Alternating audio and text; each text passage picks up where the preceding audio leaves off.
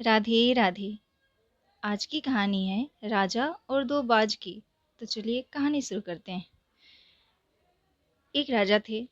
राजा साहब का उस दिन जन्मदिन था, तो बहुत सारे लोग आए थे और बहुत सारे उपहार भी आए। उन उपहारों में से एक उपहार था दो बाज। किसी ने उन्हें बड़े प्यार से दो बाज दिए थे। राजा साहब ने उन दोनों बाजों की देखभाल के लिए सैनिक रखे। दोनों की बहुत ही अच्छी खातिरदारी होने लगी। कुछ दिनों के बाद राजा साहब ने देखा कि उन दोनों बाजों में से एक बाज तो बहुत ऊंचा उड़ने लगा। काफी ऊंचाई तक वो उड़ के जाता था, लेकिन उनमें से जो दूसरा बाज था वो नहीं उड़ता था। वो हमेशा एक डाल पे बैठा रहता था।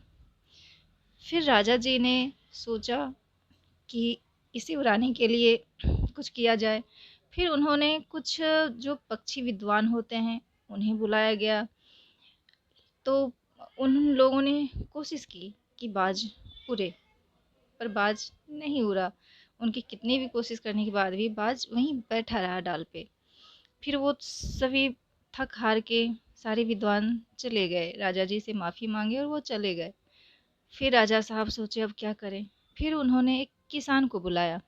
किसान आया और आते ही उन्होंने डाल को काट दिया। जिस डाल पे वो बाज बैठा था उस डाल को काट दिया।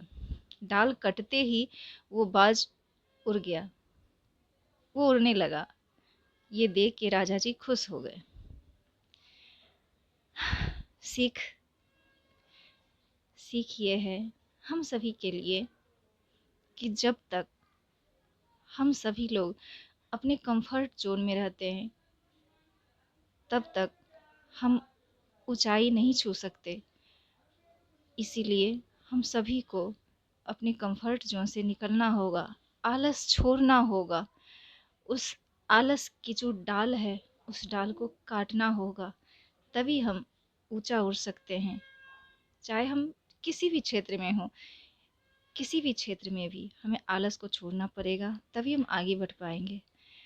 तो बस इसी के साथ ही आप सभी को राधे राधे।